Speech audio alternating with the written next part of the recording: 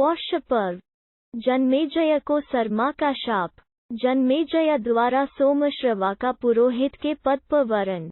आरुणि, उपमन्यु। वेद और उत्तंक की गुरु भक्ति तथा उत्तंक का सर्पयज्ञ के लिए जन्मेजय को प्रोत्साहन देना। सौतिरुवाच। जन्मेजयः पारीक्षितः सह भ्रातृभिः कुरुक्षेत्रे दीर्घसर्मुपास्ते।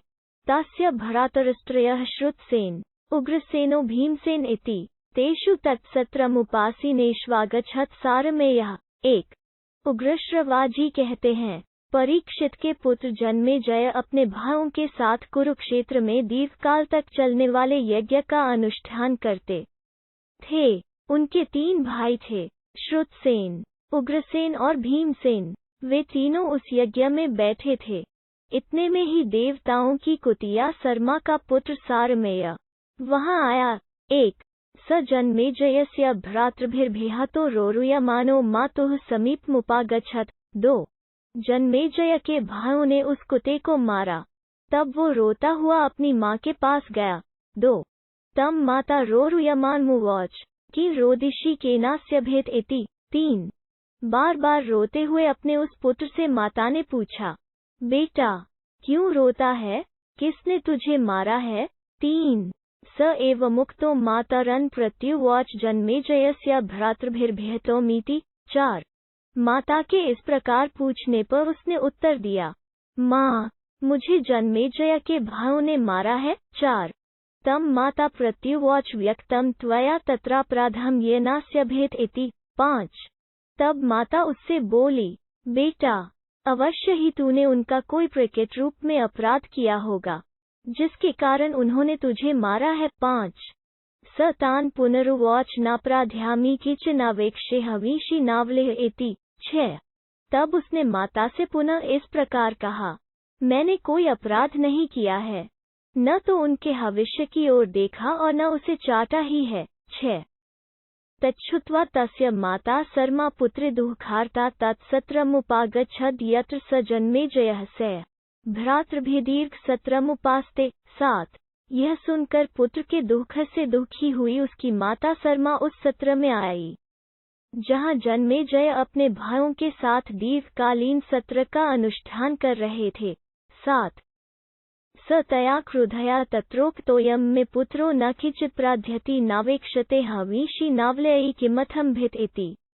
8 वहां क्रोध में भरी हुई सरमा ने जन्मेजय से कहा, मेरे इस पुत्र ने तुम्हारा कोई अपराध नहीं किया था, न तो इसने भविष्य की ओर देखा और न उसे चाटा ही था, तब तुमने इसे क्यों मारा।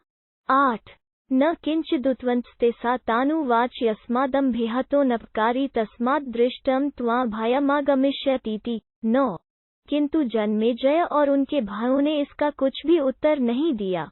तब सरमा ने उनसे कहा, मेरा पुत्र निरपराध था, तो भी तुमने इसे मारा है, अतः तुम्हारे ऊपर अकस्मात ऐसा भय उपस्थित होगा, जिसकी पहले से कोई संभावना न रही हो। 9 जन्मेजय एवं मुक्तो देवशून्या सरमया भारिष्यन् संभ्रांतो विषनिश्चासीत्। 10 देवताओं की कुतिया सरमा के इस प्रकार शाप देने पर जन्मेजय को बड़ी घबराहट हुई और वे बहुत दुखी हो गए। 10 स तस्मिन् सत्रे समाप्ते हास्तिनपुर प्रत्येत्या पुरोहितं निरूपमन्विच्छमानः प्रयत्नमकरोद् यो मे पापकृत्या शम्येदिति। 11 उस सत्र के समाप्त होने पर वे हस्तिनापुर में आए और अपने योग्य पुरोहित की खोज करते हुए इसके लिए बड़ा यत्न करने लगे। पुरोहित के ढूंढने का उद्देश्य यह था कि वो मेरी इस शापरूप पापकृत्या को, जो बल, आयु और प्राण का नाश करने वाली है, शांत कर दे।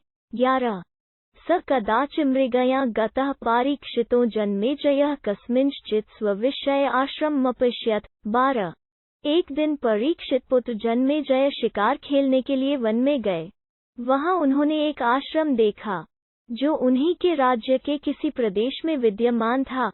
12 तत्र कश्चिद् ऋषिरासाचक्रे श्रुतश्रवा नाम तस्य तपस्याभिरतः पुत्र आस्ते सोमश्रवा नाम। 13 उस आश्रम में श्रुतश्रवा नाम से प्रसिद्ध एक ऋषि रहते थे।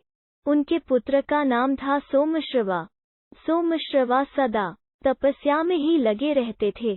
13 तस्य तं पुत्रं भिगम्य जन्मेजयः परीक्षितः पौरोहित्याय वव्रे। 14 परीक्षित कुमार जन्मेजय ने महर्षि श्रुतश्रवा के पास जाकर उनके पुत्र सोमश्रवा का पुरोहित पद के लिए वरण किया। 14 स नमस्कृत्य तं ऋषिमुवाच भगवन्नयं तव पुत्रो मम पुरोहितोऽस्त्विति। 15 राजा ने पहले महर्षि को नमस्कार करके कहा, आपके ये पुत्र सोमश्रवा मेरे पुरोहित हों। 15 स एव मुक्तः प्रत्युवाच जन्मेजयं भो जन्मेजय पुत्रोऽयं मम सर्प्या जातो महातपस्वी स्वाध्याय संपन्नो मत्तपो वीर्य संभूतो मच्छुक्रं पीत्वत्यास्तस्याः कुक्षौर जातः।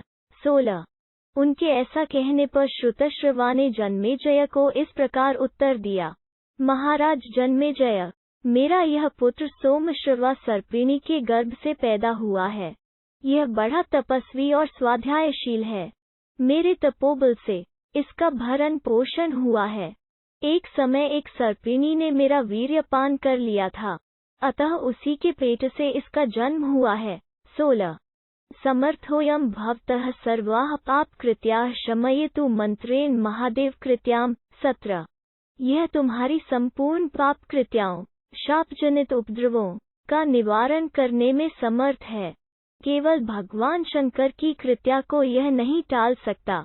17 अस्य त्वेकमुपांशुव्रत यदेन कश्चित् ब्राह्मणः कञ्चिदथं भियाचेत तं तस्मै दद्याते यद्येत दुत्सहसे ततो नयस्वेनमिति। 18 किंतु इसका एक गुप्त नियम है।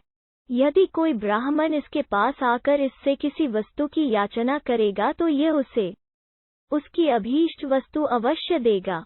यदि तुम उदारतापूर्वक इसके इस व्यवहार को सहन कर सको अथवा इसकी इच्छा पूर्ति का उत्साह दिखा सको तो इसे ले जाओ। 18 तेनैव मुक्तो जन्मेजयस्तं प्रत्युवाच भगवंस्तत् तथा भविष्यतीति। 19 श्रुतश्रवा के ऐसा कहने पर जन्मेजय ने उत्तर दिया, सब कुछ उनकी रुचि के अनुसार ही होगा। 19 स तं पुरोहितमुपादायोपावृतो भ्रातनुवाच मयायं वृत उपाध्यायो यदे कार्यं विचार्यद्भिर्भवद्भिरिति। तेनैव मुक्ता भ्रातरस्तस्य तथा चक्रुः स तथा संदिश्य तक्षशिला प्रत्यभिप्रत्स्थितं च देशवशे स्थापयामास। 20 फिर वे सोमश्रवा पुरोहित को साथ लेकर लौटे और अपने भाइयों से बोले, इन्हें मैंने अपना उपाध्याय पुरोहित बनाया है।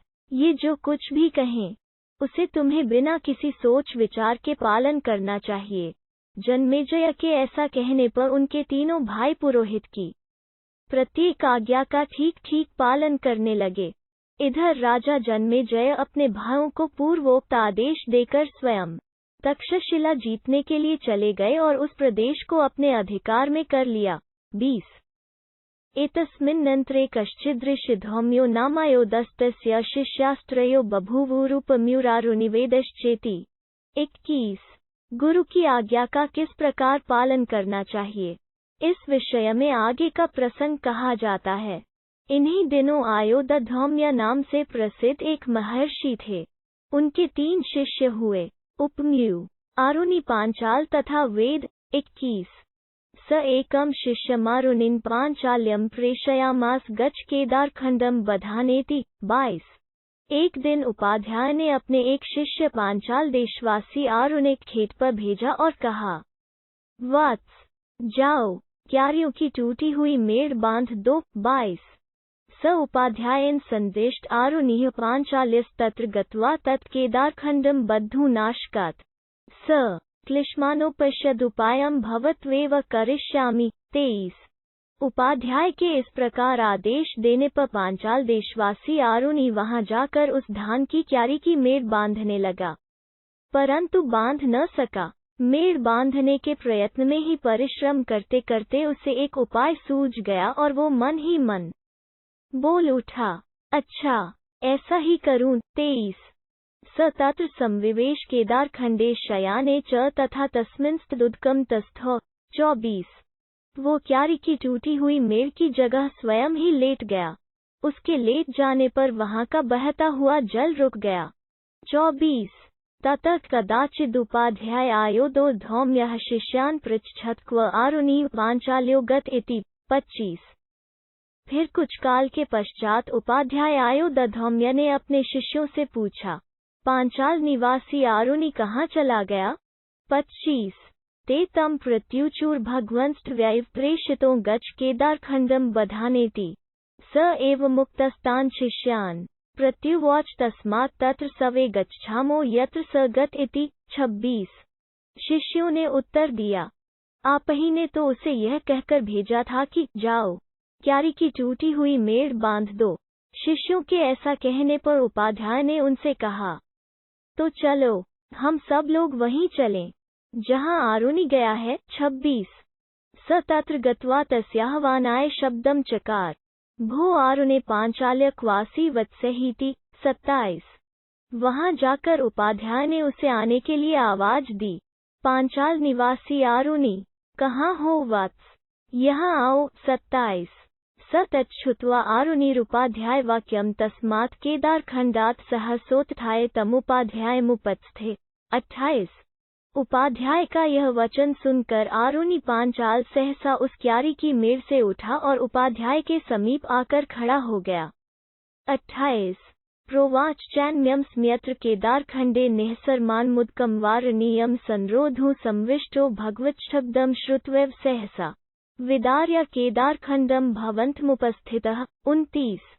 फिर उनसे विनयपूर्वक बोला, मैं यह हूँ। क्यारी की टूटी हुई मेड़ से निकलते हुए अनिवार्य जल को रोकने के लिए स्वयं ही यहाँ लेट गया था। इस समय आपकी आवाज सुनते ही सहसा उस मेड़ को विदीर्ण करके आपके पास आ खड़ा हुआ। 29। तद्भिवादये भगवंत मा ज्ञापयतु भवान कमर्थ करवाणीति। 30। मैं आपके चरणों में प्रणाम करता हूँ, आप आज्ञा दीजिए, मैं कौन सा कार्य करूँ? 30। स एव मुक्त उपाध्यायः प्रत्युवाच यस्माद् भवान् केदारखंडं विदार्योत्थितस्तस्मादुद्दालक एव नाम्ना भवान् भविष्यतीति उपाध्यायनानुगृहीतः। 31। आरुणि के ऐसा कहने पर उपाध्याय ने उत्तर दिया, तुम क्यारी के मेड़ को विदीर्ण करके उठे हो, अतः इस उद्दलन कर्म के कारण उद्दालक नाम से ही प्रसिद्ध होगे। ऐसा कहकर उपाध्याय ने आरुणिक अनुगृहीत किया। 31। यस्माच् त्वया मध्वचन्मनुष्ठितं तस्माच्छ्रेयोप्सिसि सवे च ते वेदाः प्रतिभास्यन्ति सर्वाणि च धर्मशास्त्राणीति। 32। साथ ही यह भी कहा कि तुमने मेरी आज्ञा का पालन किया है, इसलिए तुम कल्याण के भागी होगे। संपूर्ण वेद और समस्त धर्मशास्त्र तुम्हारी बुद्धि में स्वयं प्रकाशित हो जाएंगे। 32। स एव मुक्त उपाध्यायनेष्टं देश जगाम अथा प्रशिष्यस्तस्यैवायोधस्य धौम्यस्योपम्यूर्नाम। 33। उपाध्याय के इस प्रकार आशीर्वाद देने पर आरुणि कृतकृत्य हो अपने अभीष्ट देश को चला गया। उन्हीं आयोधौम्य उपाध्याय का उपम्यू नामक दूसरा शिष्य था। 33। तम चोपाध्यायः प्रेषयामास वत्सोपम्यो गा रक्षस्वेति। 34। उसे उपाध्याय ने आदेश दिया, वत्स उपम्यू, तुम गौओं की रक्षा करो। 34। स उपाध्याय वचनादरक्षत गा स चाहनी गा रक्षित्वा दिवसशे गुरुगृहमागम्योपाध्यायस्याग्रतः स्थित्वा नमश्चक्रे। 35। उपाध्याय की आज्ञा से उपम्यू गौओं की रक्षा करने लगा। वो दिन भर गौओं की रक्षा में रहकर संध्या के समय गुरुजी के घर पर आता और उनके सामने खड़ा हो नमस्कार करता। 35। तमुपाध्यायः पीवान्मपश्यदुवाच चैन वत्सोपम्योकेन वृतिन कल्पसी पीवांसी द्रिमिति। 36। उपाध्याय ने देखा उपम्यू खूब मोटा ताजा हो रहा है, तब उन्होंने पूछा, बेटा उपम्यू, तुम कैसे जीविका चलाते हो, जिससे इतने अधिक हृष्ट पुष्ट हो रहे हो?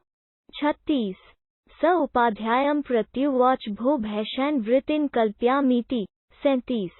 उसने उपाध्याय से कहा, गुरुदेव, मैं भिक्षा से जीवन निर्वाह करता हूँ। 37। तमुपाध्यायः प्रत्युवाच मय्य निवेद्य भैष्यं नोपयोक्तव्यमिति।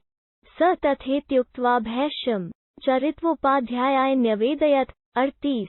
यह सुनकर उपाध्याय उपम्यू से बोले, मुझे अर्पण किए बिना तुम्हें भिक्षा का अन्न अपने उपयोग में नहीं लाना चाहिए। उपमन्यु ने बहुत अच्छा कहकर उनकी आज्ञा स्वीकार कर ली। अब वो भिक्षा लाकर उपाध्याय को अर्पण करने लगा। 38 स तस्मात् उपाध्यायः सर्वमेव भैषं गृह्णात् स तथेत्युक्त्वा पुनर्ऋक्षद्गाः अहानि ऋक्षित्वा निशामुखे गुरुकुलमागम्य गुरोऽग्रतः स्थित्वा नमश्चक्रे। 39 उपाध्याय उपमन्यु से सारी भिक्षा ले लेते थे। उपमन्यु तथास्तु कहकर पुनः पूर्ववत गौओं की रक्षा करता रहा। वो दिन भर गौओं की रक्षा में रहता और संध्या के समय पुनः गुरु के घर पर आकर गुरु के सामने खड़ा हो नमस्कार करता था। 39 तमुपाध्यायस्तथापि पीवान्मेव दृष्ट्वोवाच वत्सोपम्यो सर्वं शेषस्ते भैष्यं गृह्णामि केनेदनि वृत्तिं कल्पसीति। 40 उस दशा में भी उपमन्यु को पूर्ववत हृष्ट पुष्ट ही देखकर उपाध्याय ने पूछा, बेटा उपमन्यु, तुम्हारी सारी भिक्षा तो मैं ले लेता हूँ, फिर तुम इस समय कैसे जीवन निर्वाह करते हो? 40 स एवमुक्त उपाध्यायं प्रत्युवाच भगवते निवेद्य पूर्वं परचरामि तेन वृत्तिं कल्प्यामीति।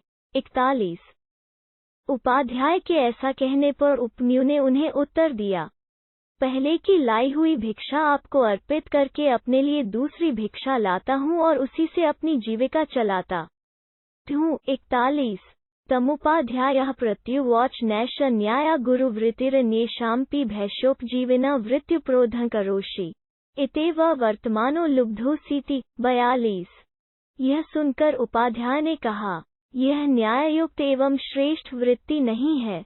तुम ऐसा करके दूसरे भिक्षाजीवी लोगों की जीविका में बाधा डालते हो, अतः लोभी हो, तुम्हें दोबारा भिक्षा नहीं लानी चाहिए। 42 स तथेत्युक्त्वा गारक्षत ऋक्षित्वा च पुनरुपाध्याय गृहमागम्योपाध्यायस्याग्रतः स्थित्वा नमश्चक्रे। 43 उसने तथास्तु कहकर गुरु की आज्ञा मान ली और पूर्ववत गौओं की रक्षा करने लगा। एक दिन गायें चराकर वो फिर सायंकाल को उपाध्याय के घर आया और उनके सामने खड़े होकर उसने नमस्कार किया।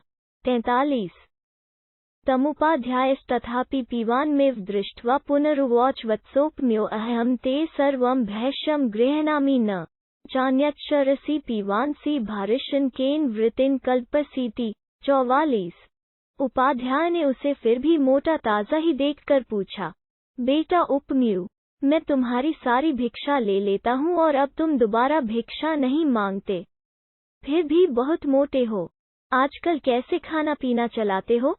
44 स एवमुक्तस्तमुपाध्यायं प्रत्युवाच भो एतासां गवां पयसा वृत्तिं कल्प्यामीति।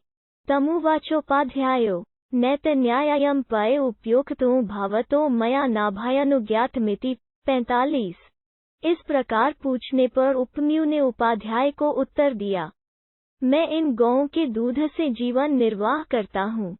यह सुनकर उपाध्याय ने उससे कहा, मैंने तुम्हें दूध पीने की आज्ञा नहीं दी है, अतः इन गौओं के दूध का उपयोग करना तुम्हारे लिए अनुचित है। 45 स तथेति प्रतिज्ञाय गा रक्षित्वा पुनरुपाध्याय गृहमेत्या गुरोऽग्रतः स्थित्वा नमश्चक्रे।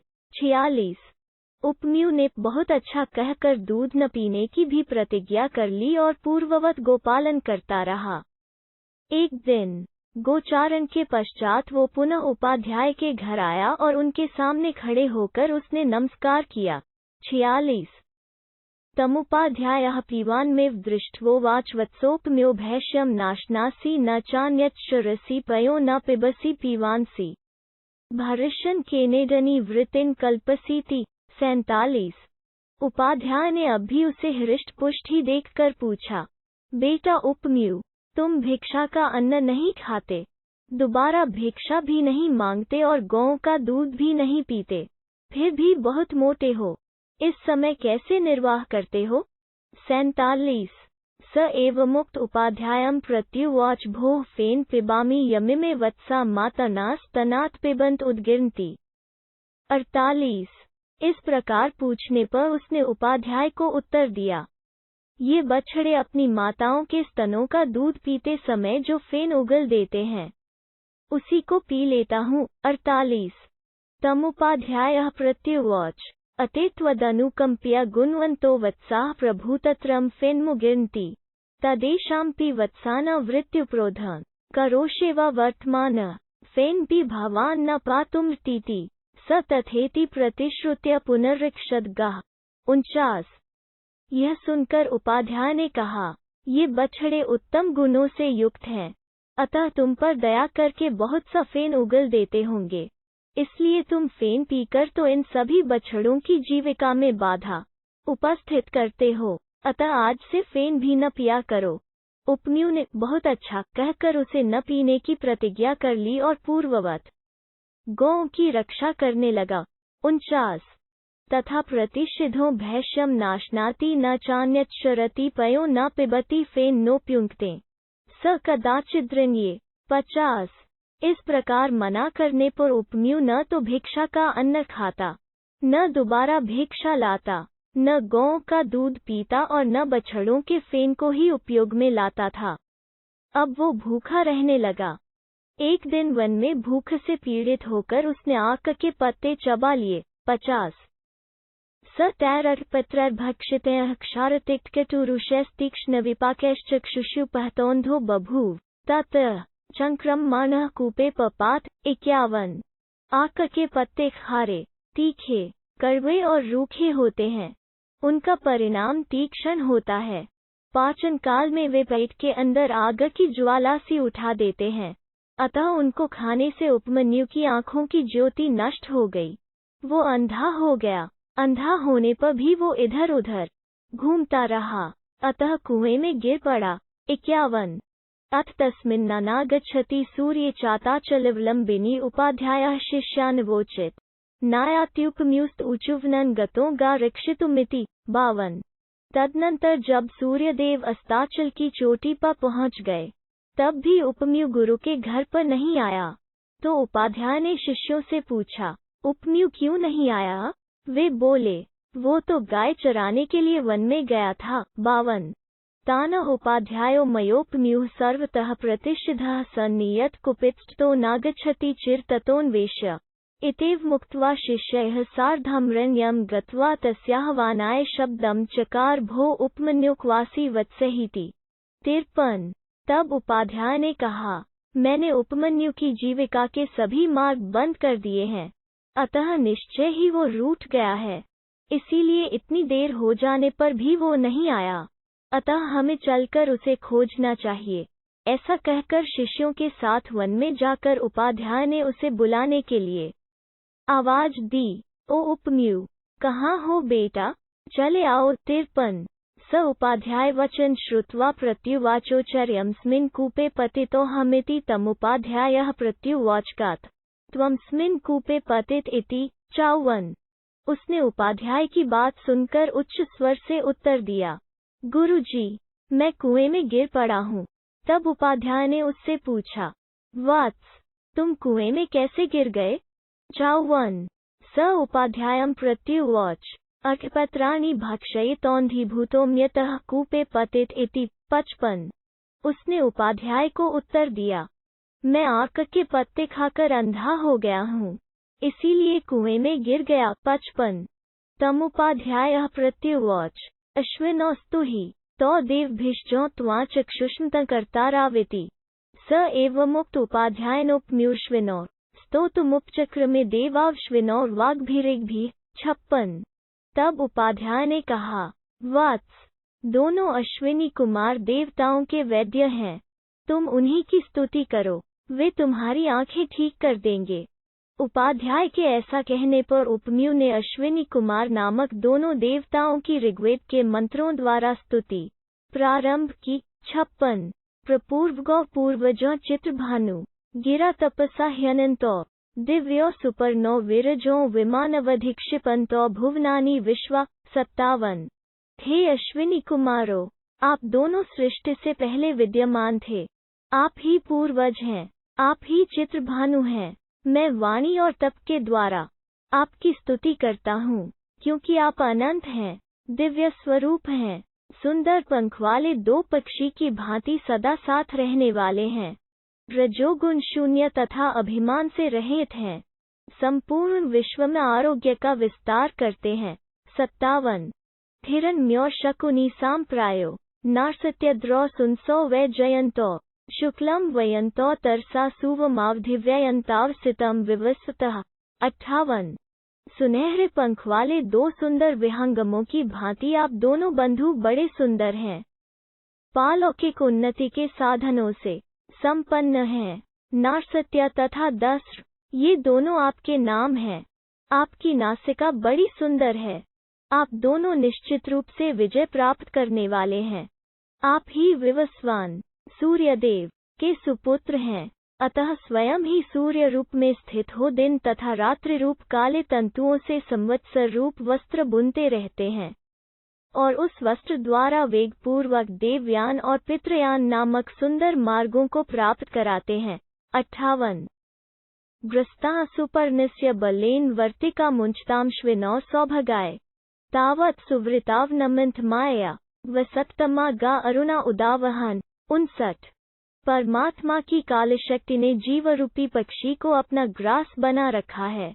आप दोनों अश्विनी कुमार नामक जीवन मुक्त महापुरुषों ने ज्ञान देकर कैव्य रूप महान सौभाग्य की प्राप्ति के लिए उस जीव को काल के बंधन से मुक्त किया है। माया के सहवासी अत्यंत अज्ञानी जीव जब तक राग आदि विषयों से आक्रांत हो अपनी इंद्रियों के समक्ष नतमस्तक रहते हैं, तब तक वे अपने आप को शरीर से आबद्ध ही मानते हैं। 59 शिष्टिश्च गावस्त्रिष्टाश्च धेनव एकम वत्सा सुवते तम दुहनति नाना गोष्ठा विहिता एक दोहनस्तावश्विनौ दुहातों घर ममुथयम।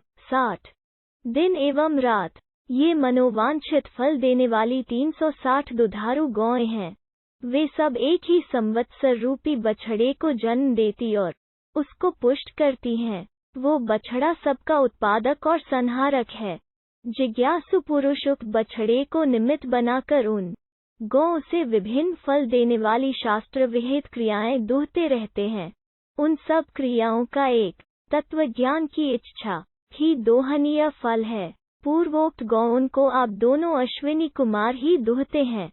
60 एकान नाभिन सप्तशता अराश्रिता प्रधिश्वन्या विंशतिरर्पिता अरा अनेमी चक्रम परिवर्तेज्रम मायाश्विनौ सम्नक्ति चर्षणी। 61 हे अश्विनी कुमारों, इस काल चक्र की एकमात्र संवत्सर ही नाभि है, जिस पर रात और दिन मिलाकर 720 अरे टिके हुए हैं। वे सब 12 मासरूपी प्रधियों अरों को थामने वाले पुट्ठों में जुड़े हुए हैं। अश्विनी कुमारों, ये अविनाशी एवं माया में कालचक्र बिना नेम के ही अनियत गति से घूमता तथा इहलोक और परलोक दोनों लोकों की प्रजाओं का विनाश करता रहता है। 61 एकम चक्रम वर्ते द्वादशार शनाभिमेकाश्मृत्स्य धारणम यस्मिन् देवा अधि विश्वे विष्कतस्ताविश्विनौ मुंचत मा विशीदतम। 62 अश्विनी कुमारों, मेषादि 12 राशियां जिसके 12 अरे, 6 ऋतुएं जिसकी 6 नाभियां हैं और संवत्सर जिसकी एक धुरी है, वो एकमात्र कालचक्र सब ओर चल रहा है। यही कर्मफल को धारण करने वाला आधार है। इसी में संपूर्ण कालाभिमानी देवता स्थित हैं। आप दोनों मुझे इस कालचक्र से मुक्त करें, क्योंकि मैं यहाँ जन्म आदि के दुख से अत्यंत कष्ट पा रहा हूँ। 62 अश्विनविन्दुममित वृतभूयो तिरोधतामश्विनौर दासपत्नी हित्वा गिरिमश्विनौर गा मुदा चरंतो तद्वृष्टिमहना प्रस्थित बलस्य। 63 हे अश्विनी कुमारों, आप दोनों में सदाचार का बाहुल्य है। आप अपने सुयश से चंद्रमा, अमृत तथा जल की उज्ज्वलता को भी तिरस्कृत कर देते हैं। इस समय मेरु पर्वत को छोड़कर आप पृथ्वी पर सानंद विचर रहे हैं। आनंद और बल की वर्षा करने के लिए ही आप दोनों भाई दिन में प्रस्थान करते हैं। 63 युवा दिशो जन्यथो दशाग्रे समान्न मूर्धनि रथ्यान्न वेयन्ति तासा यातम्रियोनुप्रयान्ति देवा मनुष्याः क्षितिमाचरन्ति। 64 हे अश्विनी कुमारों, आप दोनों ही सृष्टि के प्रारंभ काल में पूर्वादि 10 दिशाओं को प्रकट करते, उनका ज्ञान कराते हैं। उन दिशाओं के मस्तक अर्थात अंतरिक्ष लोक में रथ से यात्रा करने वाले तथा सबको समान रूप से प्रकाश देने वाले सूर्य देव का और आकाश आदि 5 भूतों का भी आप ही ज्ञान कराते हैं। उन दिशाओं में सूर्य का जाना देखकर ऋषि लोग भी उनका अनुसरण करते हैं तथा देवता और मनुष्य अपने अधिकार के अनुसार स्वर्ग या मर्त्यलोक की भूमिका उपयोग करते हैं। 64 युवा वर्णान विकुरुथो विश्वरूपांस्ते धिक्षयन्ते भुवनानि विश्वा ते भान्वोप्यनुसृताश्चरन्ति देवा मनुष्याः क्षितिमाचरन्ति। 65 हे अश्विनी कुमारो, आप अनेक रंग की वस्तुओं के सम्मिश्रण से सब प्रकार की औषधियाँ तैयार करते हैं, जो संपूर्ण विश्व का पोषण करती हैं। वे प्रकाशमान औषधियाँ सदा आपका अनुसरण करती हुई आपके साथ ही विचरती हैं। देवता और मनुष्य आदि प्राणी अपने अधिकार के अनुसार स्वर्ग और मर्त्यलोक की भूमि में रहकर उन औषधियों का सेवन करते हैं। 65 तो नार्सत्याविश्विनो वा महीहान स्रज च या बिभृतः पुष्करस्य तो नार्सत्यावमृतावृतावृधावृते देवास्तत्प्रपदे न सूते। 66 अश्विनी कुमारो, आप ही दोनों नार्सत्य नाम से प्रसिद्ध हैं। मैं आपकी तथा आपने जो कमल की माला धारण कर रखी है उसकी पूजा करता हूँ। आप अमर होने के साथ ही सत्य का पोषण और विस्तार करने वाले हैं। आपके सहयोग के बिना देवता भी उस सनातन सत्य की प्राप्ति में समर्थ नहीं है। 66 मुखेन गर्भा लभया युवानो गतासुरतत् प्रपदेन सूते सद्यो जातो मातरमति गर्भस्तावश्विनो मुंचथो जीवसेगा। 67 युवक माता पिता संतानोत्पत्ति के लिए पहले मुख से अन्नरूप गर्भ धारण करते हैं। तत्पश्चात पुरुषों में वीर्य रूप में और स्त्री में रजो रूप से परिणत होकर वो अन्न जड़ शरीर बन जाता है। तत्पश्चात जन्म लेने वाला गर्भस्थ जीव उत्पन्न होते ही माता के स्तनों का दूध पीने लगता है। हे अश्विनी कुमारो, पूर्वोक्त रूप से संसार बंधन में बंधे हुए जीवों को आप तत्व ज्ञान देकर मुक्त करते हैं। मेरे जीवन निर्वाह के लिए मेरी नेत्रेंद्रिय को भी रोग से मुक्त करें। 67 स्तोतु न शक्नोमि गुणैर्भवन्तो चक्षुर्विहीनः पथि संप्रमुह कूपे युवा शरण्यो शरणा प्रपद्ये। 68 अश्विनी कुमारो, मैं आपके गुणों का बखान करके आप दोनों की स्तुति नहीं कर सकता। इस समय नेत्रहीन अंधा हो गया हूँ, रास्ता पहचानने में भी भूल हो जाती है, इसीलिए इस दुर्गम कूप में गिर पड़ा हूँ। आप दोनों शरणागत वत्सल देवता हैं, अतः मैं आपकी शरण लेता हूँ। 68 इतेव तेनाभिष्टुता वश्विनवा जगन्तुराः तुश्चैन प्रीत और स्वश। 69 इस प्रकार उपमनु के स्तवन करने पर दोनों अश्विनी कुमार वहां आए और उससे बोले, उपमन्यु, हम तुम्हारे ऊपर बहुत प्रसन्न हैं। यह तुम्हारे खाने के लिए पुआ है, इसे खा लो। 69 स एव मुक्तः प्रत्युवाच नानृतमुचतुर्भगवन्तो न त्वहमितमुपमुपयुक्तमुस्हे गुर्वे निवेद्येति। 70 उनके ऐसा कहने पर उपमन्यु बोला, आपने ठीक कहा है, तथापि मैं गुरुजी को निवेदन किए बिना इस पुए को अपने उपयोग में नहीं ला सकता। 70 तत्मश्विनवूचतो आवाभया पुरस्ताद भावत उपाध्यायनैवमेवाभिष्टुता भयां पुपोदत उपयुक्तः स तेना निवेद्य गुर्वे त्वम्पि तथैव कुरुष्व यथा कृतम उपाध्यायनेति। 71 तब दोनों अश्विनी कुमार बोले, वत्स, पहले तुम्हारे उपाध्याय ने भी हमारी इसी प्रकार स्तुति की थी। उस समय हमने उन्हें जो पुआ दिया था उसे उन्होंने अपने गुरुजी को निवेदन किए बिना ही काम में ले लिया था। तुम्हारे उपाध्याय ने जैसा किया है वैसा ही तुम भी करो। 71 स एव मुक्तः प्रत्युवाच एतत् प्रत्यनुनये भवन्तावश्विनो नोत्सह्यं निवेद्य गुर्वे पुपमुपयुक्तुमिति। 72 उनके ऐसा कहने पर उपमन्यु ने उत्तर दिया, इसके लिए तो आप दोनों अश्विनी कुमारों की मैं बड़ी अनुनय विनय करता हूँ। गुरुजी के निवेदन किए बिना मैं इस पुए को नहीं खा सकता। 72 तमश्विनवाहतो प्रीतौ स्वस्तवान्या गुरुभक्त्या उपाध्यायस्य ते कार्ष्णायसा दन्ता भवत्पि हिरण्मा भविष्यन्ति चक्षुष्मांश्च भविष्यसीति श्रेयश्चावज्यसीति। 73 तब अश्विनी कुमार उससे बोले, तुम्हारी इस गुरु भक्ति से हम बड़े प्रसन्न हैं। तुम्हारे उपाध्याय के दांत काले लोहे के समान हैं। तुम्हारे दांत सुवर्णमय हो जाएंगे। तुम्हारी आंखें भी ठीक हो जाएंगी और तुम कल्याण के भागी भी होगे। 73 स एव मुक्तोश्वेभ्यां लब्धचक्षुरुपाध्यायस्काश्मागम्या भयवादयत्। 74 अश्विनी कुमारों के ऐसा कहने पर उपमन्यु को आंखें मिल गईं और उसने उपाध्याय के समीप आकर उन्हें प्रणाम किया। 74 आचचक्षे च सचार्स्य प्रीतिमान बभूव। 75 तथा सब बातें गुरुजी से कह सुनाई। उपाध्याय उसके ऊपर बड़े प्रसन्न हुए। 75 आचैन यथाश्विनवाहतुस्तथा त्वं श्रेयोप्सिसि। 76 और उससे बोले, जैसा अश्विनी कुमारों ने कहा है उसी प्रकार तुम कल्याण के भागी होगे। 76 सवे च ते वेदाः प्रतिभास्यन्ति सर्वाणि च धर्मशास्त्राणीति अशतस्यापि परीक्षोपमनन। 77 तुम्हारी बुद्धि में संपूर्ण वेद और सभी धर्मशास्त्र स्वतः स्फुरित हो जाएंगे। इस प्रकार यह उपमन्यु की परीक्षा बताई गई। 77 अथा प्रशिष्यस्तस्यैवायोधस्य धौम्यस्य वेदो नाम तमुपाध्यायः समादिदेश वत्स वेद इहास्यता तावन्मम गृहे कंचित का शुश्रूषुना च भवितव्यं श्रेयस्ते भविष्यतीति। 78 उन्हीं आयोधौम्य के तीसरे शिष्य थे वेद। उन्हें उपाध्याय ने आज्ञा दी, वत्स वेद तुम कुछ काल तक यहाँ मेरे घर में निवास करो।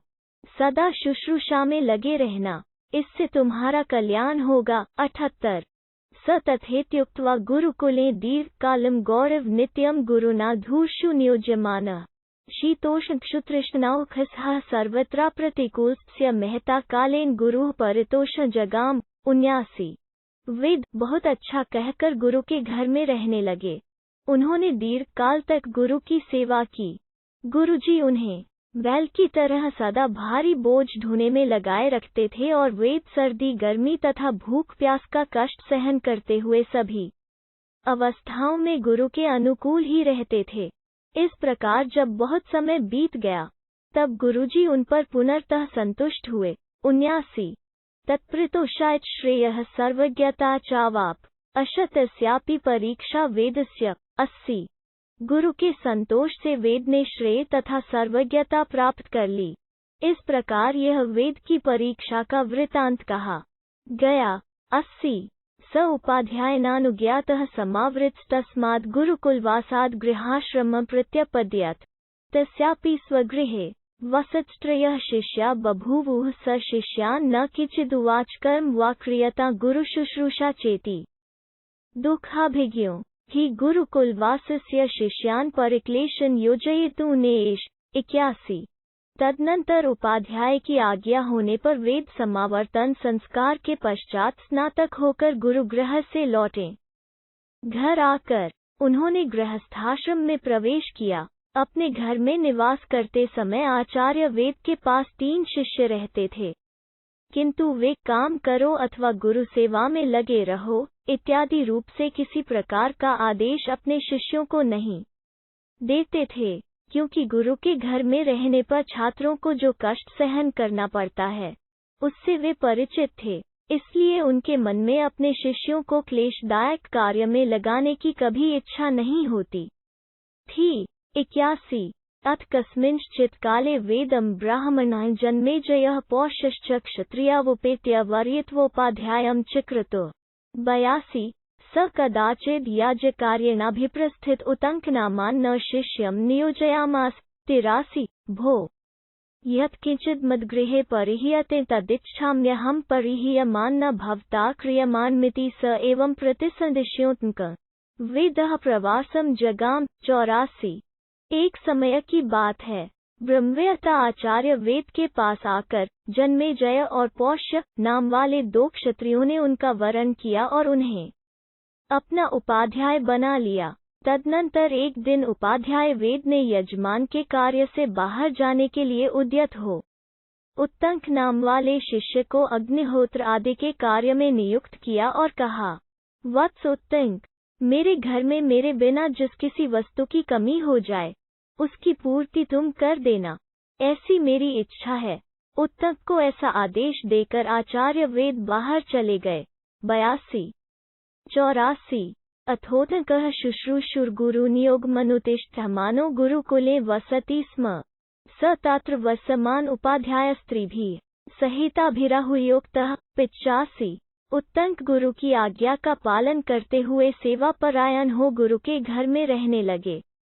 वहां रहते समय उन्हें उपाध्याय के आश्रय में रहने वाली सब स्त्रियों ने मिलकर बुलाया और कहा, 85 उपाध्यायानि ते ऋतुमति उपाध्यायश्च प्रोषितस्या यथायमृतुर्भ्यो न भवति तथा क्रियतमेषा विषीदतीति। 86 तुम्हारी गुरु पत्नी रजस्वला हुई हैं और उपाध्याय परदेश गए हैं, उनका यह ऋतुकाल जिस प्रकार निष्फल न हो वैसा करो, इसके लिए गुरु पत्नी बड़ी चिंता में पड़ी हैं। 86 एवं मुक्तस्ताः स्त्रियः प्रत्युवाच न मया स्त्री न वचनादिद्मकार्यं करणीयम् न ह्यहमुपाध्यायेन संदिष्टो कार्यमपि त्वया कार्यमिति। 87 यह सुनकर उत्तंक ने उत्तर दिया, मैं स्त्रियों के कहने से यह न करने योग्य निंद्य कर्म नहीं कर सकता। उपाध्याय ने मुझे ऐसी आज्ञा नहीं दी है कि तुम न करने योग्य कार्य भी कर डालना। 87 तस्य पुनरुपाध्यायः कालात्रेण गृहमाजगाम स तु तद्वृत्तस्याशेषमुपलभ्य प्रीतिमान भूत। 88 इसके बाद कुछ काल बीतने पर उपाध्याय वेद प्रदेश से अपने घर लौट आए। आने पर उन्हें उत्तंक का सारा वृत्तांत मालूम हुआ, इससे वे बड़े प्रसन्न हुए। 88 उवाच चैन वत्सोत्तंके ते प्रियम करवानीति धर्म तो ही शुश्रूषितस्मि भवता तेन प्रीतिः परस्परेण नौ संवृद्धा तदनुजाने भवन्ता सर्वानेव कामान वापससी गम्यतामिति। 89 और बोले, बेटा उत्तंक, तुम्हारा कौन सा प्रिय कार्य करूं? तुमने धर्म पूर्वक मेरी सेवा की है, इससे हम दोनों की एक दूसरे के प्रति प्रीति बहुत बढ़ गई है। अब मैं तुम्हें घर लौटने की आज्ञा देता हूँ, जाओ, तुम्हारी सभी कामनाएं पूर्ण होंगी। 89 स एव मुक्तः प्रत्युवाच कि ते प्रियम करवानीति एवमाह। 90 गुरु के ऐसा कहने पर उत्तंक बोले, मैं आपका कौन सा प्रिय कार्य करूं? वृद्ध पुरुष कहते भी हैं। 90 यश्चाधर्मेण वै ब्रूयाद यश्चाधर्मेण पृच्छति तयोरन्यत्रः प्रैति विद्वेषं चाधिगच्छति। 91 जो अधर्म पूर्वक अध्यापन या उपदेश करता है अथवा जो अधर्म पूर्वक प्रश्न या अध्ययन करता है, उन दोनों में से एक, गुरु अथवा शिष्य, मृत्यु एवं विद्वेष को प्राप्त होता है। 91 सोहम नुज्ञातो भवतेच्छामीष्टं गुर्वथमुपहर्तुमिति तेनैव मुक्त उपाध्यायः प्रत्युवाच वत्सोत्तंक उष्यता तावदिति। 92 अतः आपकी आज्ञा मिलने पर मैं अभीष्ट गुरु दक्षिणा भेंट करना चाहता हूँ। उत्तंक के ऐसा कहने पर उपाध्याय बोले, बेटा उत्तंक, तब कुछ दिन और यहीं ठहरो। 92 स कदाचिदुपाध्याय महोत्तंक आज्ञा पैतु भवान के ते प्रियमुपायरामि गुर्वथमिति। 93 तदनंतर किसी दिन उत्तंक ने फिर उपाध्याय से कहा, आज्ञा दीजिए, मैं आपको कौन सी प्रिय वस्तु गुरु दक्षिणा के रूप में भेंट करूं?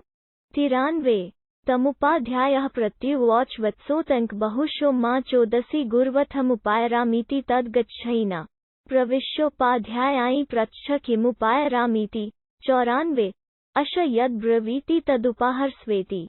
यह सुनकर उपाध्याय ने उनसे कहा, वत्स उत्तंक, तुम बार बार मुझसे कहते हो कि मैं क्या गुरु दक्षिणा भेंट करूं? अतः जाओ, घर के भीतर प्रवेश करके अपनी गुरु पत्नी से पूछ लो कि मैं क्या गुरु दक्षिणा भेंट करूं। 94 वे जो बतावे वही वस्तु उन्हें भेंट करो। स एव मुक्त उपाध्यायनोपाध्यायानीं पृच्छद भगवत्युपाध्याय नामनुज्ञातो गृहं गन्तुमिच्छामीष्टं ते गुर्वथमुपहृत्यानृणो गन्तुमिति। 95 तदाज्ञापयतु भवती किमुपायरामि गुरुवथमिति। उपाध्याय के ऐसा कहने पर उत्तंक ने गुरुपत्नी से पूछा, देवी, उपाध्याय ने मुझे घर जाने की आज्ञा दी है, अतः मैं आपको कोई अभीष्ट वस्तु गुरु दक्षिणा के रूप में भेंट करके गुरु के ऋण से उऋण होकर जाना चाहता हूँ। 95। अतः आप आज्ञा दें, मैं गुरु दक्षिणा के रूप में कौन सी वस्तु ला दूं। सैव मुक्तोपाध्यायानि तमुत्तंकं प्रत्युवाच गच्छ पौषं प्रति राजान्न कुंडले भिक्षितो तस्य क्षत्रियया पिनधे। 96। उत्तंक के ऐसा कहने पर गुरु पत्नी उनसे बोली, वत्स, तुम राजा पौष्य के यहाँ उनकी क्षत्राणी पत्नी ने जो दोनों कुंडल पहन रखे हैं उन्हें मांग लाने के लिए जाओ। 16। ते आनयस चतुर्थेहानि पुण्यकम भविता ताभयामा बधा भया शोभमाना ब्राह्मणान् परिवेष्टुमिच्छामि संपादयस एवं ही कुर्वतः श्रेयो भवितान्यथा कुतः श्रेय इति। 97। और उन कुंडलों को शीघ्र ले आओ, आज के चौथे दिन पुण्यक व्रत होने वाला है। मैं उस दिन कानों में उन कुंडलों को पहनकर सुशोभित हो ब्राह्मणों को भोजन परोसना चाहती हूँ।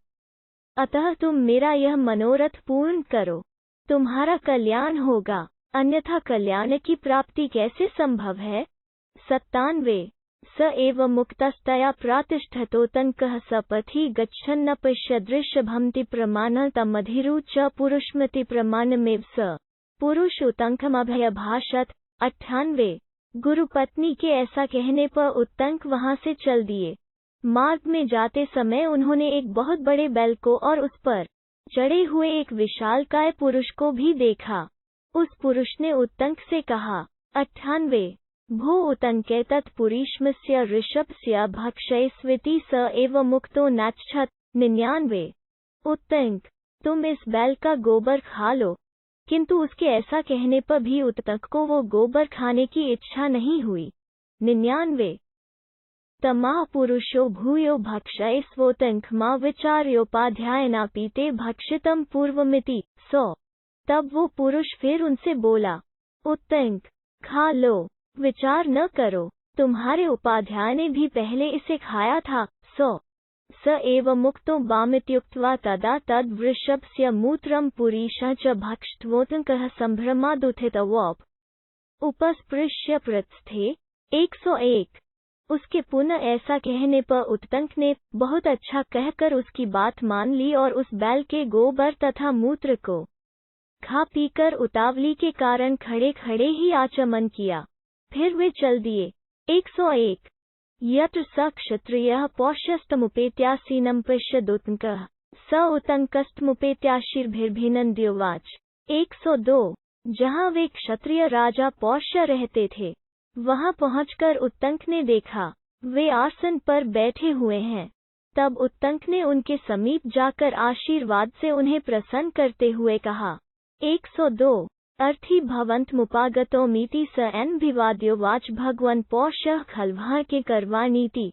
103। मैं याचक होकर आपके पास आया हूँ। राजा ने उन्हें प्रणाम करके कहा, मैं आपका सेवक पौष्य हूँ, कहिए किस आज्ञा का पालन करूं। 103। तमुवाच गुर्वथ कुंडल्योर्थेनाभयाक्तोमीति ये वै ते क्षत्रियया पिनधे कुंडले ते भवान दातुमर्तीति। 104। उत्तंक ने पौष्य से कहा, मैं गुरु दक्षिणा के निमित्त 2 कुंडलों के लिए आपके यहाँ आया हूँ। आपकी क्षत्राणी ने जिन्हें पहन रखा है उन्हीं दोनों कुंडलों को आप मुझे दे दें, ये आपके योग्य कार्य है। 104। तम प्रत्युवाच पौष्यः प्रविशातः पुर क्षत्रिया याच्यतामिति स तेनैव मुक्तः प्रविशातः पुर क्षत्रिया नापश्यत। 105। यह सुनकर पौष्य ने उत्तंक से कहा, आप अंतःपुर में जाकर क्षत्राणी से वे कुंडल मांग लें। राजा के ऐसा कहने पर उत्तंक ने अंतःपुर में प्रवेश किया, किंतु वहां उन्हें क्षत्राणी नहीं दिखाई दी। 105। स पौष्यं पुनरुवाच न युक्तं भवतामनृतेनोपचरितु न हि तेन्तःपुरे क्षत्रिया सन्निहिता नैना पश्यामि। 106। तब वे पुनः राजा पौष्य के पास आकर बोले, आप मुझे संतुष्ट करने के लिए झूठी बात कहकर मेरे साथ छल करें। यह आपको शोभा नहीं देता है। आपके अंतःपुर में क्षत्राणी नहीं है, क्योंकि वहां वे मुझे नहीं दिखाई देती हैं। 106 स एव मुक्तः पौष्यः क्षणमात्रं विमृश्योत्तंकं प्रत्युवाच नियत भावानुच्छिष्टः स्मर्तावन ही सा क्षत्रिया उच्छिष्टेनाशुचिनाशिक्या द्रष्टुम पतिव्रतात्वात् स शरणाशुचिरदर्शनमुपैतीति।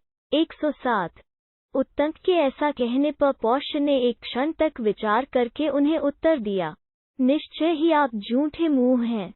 स्मरण तो कीजिए, क्योंकि मेरी क्षत्राणी पतिव्रता होने के कारण उच्छिष्ट अपवित्र मनुष्य के द्वारा नहीं देखी जा सकती हैं।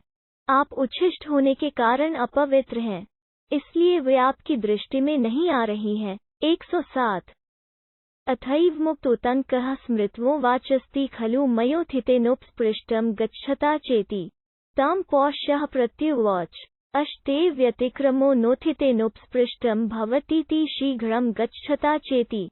108 उनके ऐसा कहने पर उत्तंक ने स्मरण करके कहा, हाँ, अवश्य ही मुझ में अशुद्धि रह गई है। यहाँ की यात्रा करते समय मैंने खड़े होकर चलते चलते आचमन किया है। तब पौष्य ने उनसे कहा, यही आपके द्वारा विधि का उल्लंघन हुआ है। खड़े होकर और शीघ्रता पूर्वक चलते चलते किया हुआ आचमन नहीं के बराबर है। 108 अथोथकस्तं तथेत्युक्त्वा प्राणमुख उपविश्य सुप्रक्षालित पाणिपाद्वदनो निःशब्दाभिर्फेनाभिर्नुष्णाभिर्हृद्गताभिर्भिस्त्रिः पीत्वा द्विः परिमृज्य खान्यद्भिरुपस्पृश्य चान्तःपुर प्रविवेश। 109 तत्पश्चात उत्तंक राजा से ठीक है ऐसा कहकर हाथ पैर और मुंह भली भांति धोकर पूर्वाभिमुख हो आसन पर बैठे और हृदय तक पहुँचने योग्य शब्द तथा फेन से रहित शीतल जल के द्वारा 3 बार आचमन करके उन्होंने 2 बार अंगूठे के मूल भाग से मुख पोंछा और नेत्र नासिका आदि इंद्रिय गोलकों का जल सहित अंगुलियों द्वारा स्पर्श करके अंतःपुर में प्रवेश किया। 109 तत्स्ता क्षत्रियामपश्यत् सा च दृष्ट्वैवोतंकं प्रत्युत्थायाभिवाद्यो वाच स्वागत ते भगवन्नाज्ञापाये करवाणीति। 110 तब उन्हें क्षत्राणी का दर्शन हुआ। महारानी उत्तंक को देखते ही उठकर खड़ी हो गईं और प्रणाम करके बोलीं, आपका स्वागत है, आज्ञा दीजिए, मैं क्या सेवा करूं। 110 स तामुवोचैते कुंडले गुर्वथ में भिक्षिते दातुमसीति सा प्रीता तेन तस्य सद्भावन पात्रम्यं नतिक्रमणीयश्चेति मत्वा ते कुंडलेव मुच्यास्मै प्रायच्छदाः तक्षको नागराजः सुभृशन् प्रार्थयत्यप्रमतो नेतुमसीति। 111 उत्तंक ने महारानी से कहा, देवी, मैंने गुरु के लिए आपके दोनों कुंडलों की याचना की है, वे ही मुझे दे दें। महारानी उत्तंक के उस सद्भाव गुरु भक्ति से बहुत प्रसन्न हुई। उन्होंने यह सोचकर कि ये सुपात्र ब्राह्मण हैं, इन्हें निराश नहीं लौटाना चाहिए, अपने दोनों कुंडल स्वयं उतारकर उन्हें दे दिए और उनसे कहा, नागराज तक्षक इन कुंडलों को पाने के लिए बहुत प्रयत्नशील हैं, अतः आपको सावधान होकर इन्हें ले जाना चाहिए। 111 स एव मुक्तस्ता क्षत्रिया प्रत्युवाच भगवती सुनिर्वृता भव न मां शक्तस्तक्षको नागराजो धर्षितुमिति। 112 रानी के ऐसा कहने पर उत्तंक ने उन क्षत्राणी से कहा, देवी, आप निश्चिंत रहें, नागराज तक्षक मुझसे भिड़ने का साहस नहीं कर सकता। 112 स एव मुक्त्वा तान् क्षत्रियामामन्त्रय पौष्यस्काश्मागच्छत् आचान भो पौष्य प्रीतोमीति तमुत्तंकं पौष्यः प्रत्युवाच।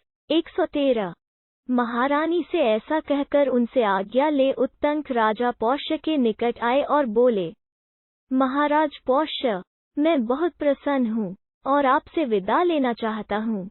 यह सुनकर पौष्य ने उत्तंक से कहा, 113 भगवंश्चिरेन पात्रमासाद्यते भवांश्च गुणवान तिथितदिच्छे श्राद्धं कर्तुं क्रियता क्षण इति। 114 बहुत दिनों पर कोई सुपात्र ब्राह्मण मिलता है, आप गुणवान अतिथि पधारे हैं, अतः मैं श्राद्ध करना चाहता हूँ, आप इसमें समय दीजिए। 114 तमुतकः प्रत्युवाच कृतक्षण एवास्मि शीघ्रमिच्छामि यथोपपन्नमन्नमुपस्कृत भवतेति स तथेत्युक्त्वा यथोपपन्नेनायनान् भोजयामास। 115 तब उत्तंक ने राजा से कहा, मेरा समय तो दिया ही हुआ है, किंतु शीघ्रता चाहता हूँ। आपके यहाँ जो शुद्ध एवं सुसंस्कृत भोजन तैयार हो उसे मंगाइए। राजा ने बहुत अच्छा कहकर जो भोजन सामग्री प्रस्तुत की उसके द्वारा उन्हें भोजन कराया। 115 अथोतकः सकेश शीतमन्न दृष्ट्वा अशुचेऽदिति मत्वा तं पौष्मुवाच यस्मान्मे शुचिन्न ददासि तस्मदन्धो भविष्यसीति। 116 परंतु जब भोजन सामने आया तब उत्तंक ने देखा उसमें बाल पड़ा है और वो ठंडा हो चुका है, फिर तो ये अपवित्र अन्न है। ऐसा निश्चय करके वे राजा पौष्य से बोले, आप मुझे अपवित्र अन्न दे रहे हैं, अतः अंधे हो जाएंगे। 116 तम पौष्यः प्रत्युवाच यस्मात्त्वम्प्यदुष्टमन्न दूषयसि तस्मात्तवमन्पत्यो भविष्यसीति तमुत्तंकः प्रत्युवाच। 117 तब पौष्य ने भी उन्हें शाप के बदले शाप देते हुए कहा, आप शुद्ध अन्न को भी दूषित बता रहे हैं, अतः आप भी संतानहीन हो जाएंगे। तब उत्तंक राजा पौष्य से बोले। 117 न युक्तं भवतानं शुचि दत्वा प्रतिसापन दातुं तस्मादन्मे प्रत्यक्षी कुरु। ततः पौष्यस्तदनं शुचि दृष्ट्वा तस्याशुचि भावं प्रोक्ष्यामास। 118 महाराज, अपवित्र अन्न देकर फिर बदले में शाप देना आपके लिए कदापि उचित नहीं है, अतः पहले अन्न को ही प्रत्यक्ष देख लीजिए। तब पौष्य ने उस अन्न को अपवित्र देखकर उसकी अपवित्रता के कारण का पता लगाया। 118 अथ तदन्न मुक्तकेश्या स्त्रिया यत् कृतं नुषुनः सकेश चाशुचेऽदिति मत्वा तमृष्यमुत्तंकं प्रसाद्यामास। 119 वो भोजन खुले केशवाई स्त्री ने तैयार किया था, अतः उसमें केश पड़ गया था। देर का बना होने से वो ठंडा भी हो गया था, इसलिए वो अपवित्र है। इस निश्चय पर पहुंचकर राजा ने उत्तंक ऋषि को प्रसन्न करते हुए कहा। 119 भगवन् ने ज्ञानादन्न सकेशमुपाहरित शीत तत्क्षामये भवन्तः न भवेयमन्ध इति तमुत्तंकः प्रत्युवाच। 120 यह केशयुक्त और शीतल अन्न अनजान में आपके पास लाया गया है, अतः इस अपराध के लिए मैं आपसे क्षमा मांगता हूँ। आप ऐसी कृपा कीजिए जिससे मैं अंधा न हूँ। तब उत्तंक ने राजा से कहा। 120 न मृष ब्रवीमि भूत्वा त्वमंधो न चिरात् नंधो भविष्यसीति ममापि शापो भवता दत्तो न भविदिति। 121 मैं झूठ नहीं बोलता, आप पहले अंधे होकर फिर थोड़े ही दिनों में इस दोष से रहित हो जाएंगे। अब आप भी ऐसी चेष्टा करें जिससे आपका दिया हुआ शाप मुझ पर लागू न हो। 121 तम पौष्यः प्रत्युवाच न चाहः शक्तः शाप प्रत्यादातुः न हि मे मन्युर्द्याप्युपशमन् गच्छति कि चैतद भवता न ज्ञायते यथा। 122 नवनीत हृदयं ब्राह्मणस्य वाचिक शुरो निहितस्तीक्ष्णधारः तदुभयमेतद् विपरीत क्षत्रियस्य वान्नवनीत हृदयं तीक्ष्णधौम इति। 123 यह सुनकर पौष्य ने उत्तंक से कहा, मैं शाप को लौटाने में असमर्थ हूँ, मेरा क्रोध अभी तक शांत नहीं हो रहा है। क्या आप यह नहीं जानते कि ब्राह्मण का हृदय मक्खन के समान मुलायम और जल्दी पिघलने वाला होता है? केवल उसकी वाणी में ही तीखी धार वाले छुरे का सा प्रभाव होता है, किंतु ये दोनों ही बातें क्षत्रिय के लिए विपरीत हैं। उसकी वाणी तो नवनीत के समान कोमल होती है, लेकिन हृदय पैनी धार वाले छुरे के समान तीखा होता है। 122-123 तदेव गते न शक्त्रोः तीक्ष्ण हृदयत्वात् तं शापमन्यथा कर्तुं गम्यतामिति। तमुत्तंकः प्रत्युवाच भवताहमन्यस्याशुचि भावमालक्ष्य प्रत्यनुनीतः प्राक् च। 124 यस्माद् दुष्टमन्न दूषयसि तस्माद् न पत्यो भविष्यसीति दुष्टे चाने नैश मम शापो भविष्यतीति। 125। अतः ऐसी दशा में कठोर हृदय होने के कारण मैं उस शाप को बदलने में असमर्थ हूँ। इसलिए आप जाइए। तब उत्तंक बोले, आपने अन्न की अपवित्रता देखकर मुझसे क्षमा के लिए अनुनय विनय की है, किंतु पहले आपने कहा था कि तुम शुद्ध अन्न को दूषित बता रहे हो, इसलिए संतानहीन हो जाओगे। इसके बाद अन्न का दोषयुक्त होना प्रमाणित हो गया, अतः आपका यह शाप मुझ पर लागू नहीं होगा। 124-125। साधयामस्तावदित्युक्त्वा प्रातिष्ठतोतंक्स्ते कुण्डले गृहीत्वा सोपश्यद्रथा पथि नग्नं क्षिपन्कमागच्छन्त। मुहुर्मुहुर्दृश्यमानमदृश्यमान न च। 126।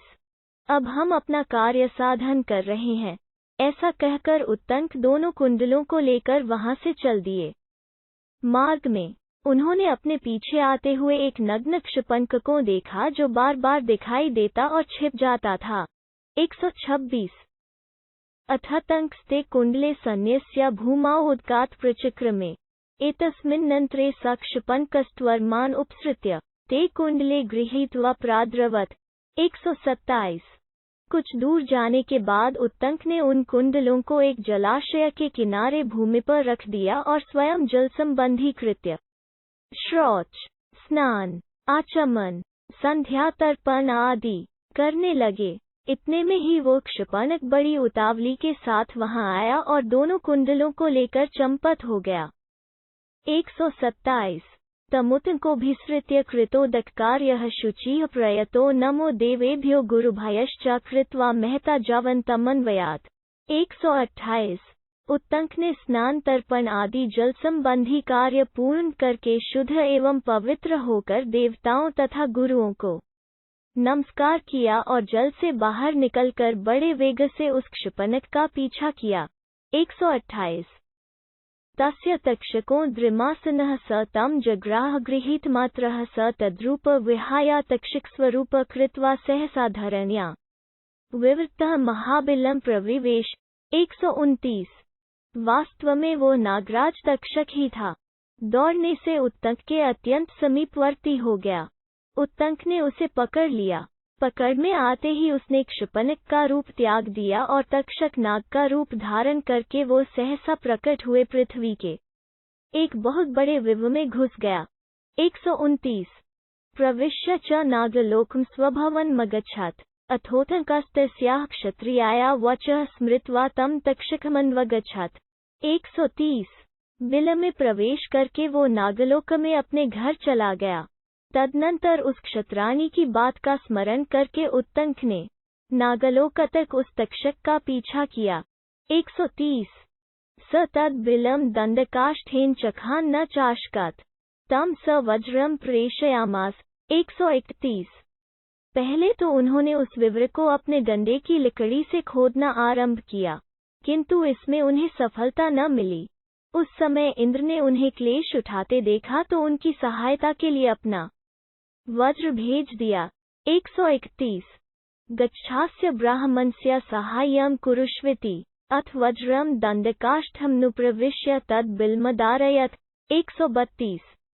उन्होंने वज्र से कहा, जाओ इस ब्राह्मण की सहायता करो। तब वज्र ने डंडे की लकड़ी में प्रवेश करके उस बिल को विदीर्ण कर दिया। इससे पाताल लोक में जाने के लिए मार्ग बन गया। 132। तमुत कोनुविवेश तेनैव बिलेन प्रविश्य च तम। 133। स तत्र नागास्तानस्तु वद्भिः श्लोक्य य ऐरावत राजानः सर्पाः समिति शोभना क्षरन्त इव जीमूताः सविद्युत्पवनेरताः। 134।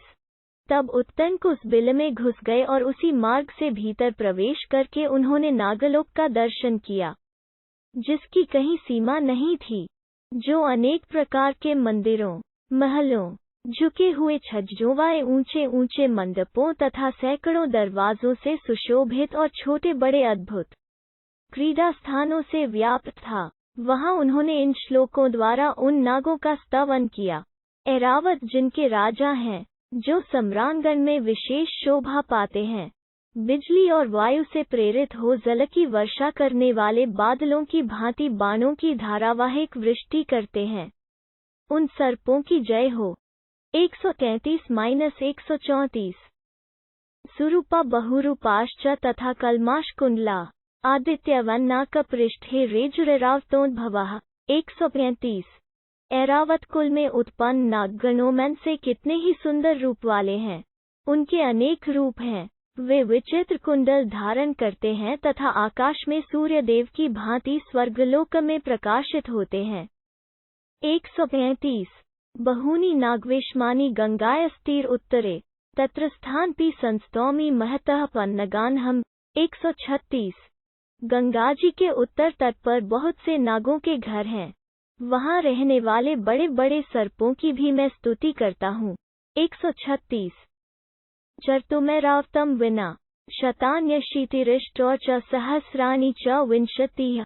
137 सर्पाना प्रग्रहायान्ति धृतराष्ट्रो यदेजति ये चन्मुपरपंति ये च दूरपथ गताः। 138 अहमैरावत ज्येष्ठ भ्रातृभ्योकर्वं नमः यस्य वासः कुरुक्षेत्रे खाण्डवे चाभवत् पुरा।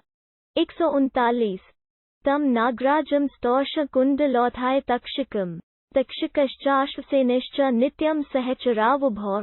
140 कुरुक्षेत्रं च वसता नदीमिक्षुमतिमनु जघन्यजस्तक्षकस्य श्रुतसेनेति यः श्रुतः। 141 अवसदयो महद्युनि कर्वाणि सदा चाह नमस्तस्मै महात्म्रे। 142 ऐरावत नाग के सिवा दूसरा कौन है जो सूर्य देव की प्रचंड किरणों के सैन्य में विचरने की इच्छा कर सकता है। ऐरावत के भाई धृतराष्ट्र जब सूर्यदेव के साथ प्रकाशित होते और चलते हैं उस समय 28,008 सर्प सूर्य के घोड़ों की बागडोर बनकर जाते हैं जो इनके साथ जाते हैं और जो दूर के मार्ग पर जा पहुँचे हैं। ऐरावत के उन सभी छोटे बंधुओं को मैंने नमस्कार किया है जिनका निवास सदा कुरुक्षेत्र और खांडवन में रहा है। उन नागराज तक्षक की मैं कुंडलों के लिए स्तुति करता हूँ। तक्षक और अश्वसेन ये दोनों नाग सदा साथ विचरने वाले हैं। ये दोनों कुरुक्षेत्र में इक्षुमती नदी के तट पर रहा करते थे जो तक्षक के छोटे भाई हैं श्रुतसेन नाम से जिनकी ख्याति है तथा जो पाताललोक में नागराज की पदवी पाने के लिए सूर्यदेव की उपासना करते हुए कुरुक्षेत्र में रहे हैं। उन महात्मा को मैं सदा नमस्कार करता हूँ। 137 142 एवं स्तुत्वा सविप्र शिरुतन को भुजगोत्मान नैव ते कुंडले लेभे ततश्चिंतामुपागमत। 143 इस प्रकार उन श्रेष्ठ नागों की स्तुति करने पर भी जब ब्रह्मर्षि उत्तंक उन कुंडलों को न पा सके तो उन्हें बड़ी चिंता हुई।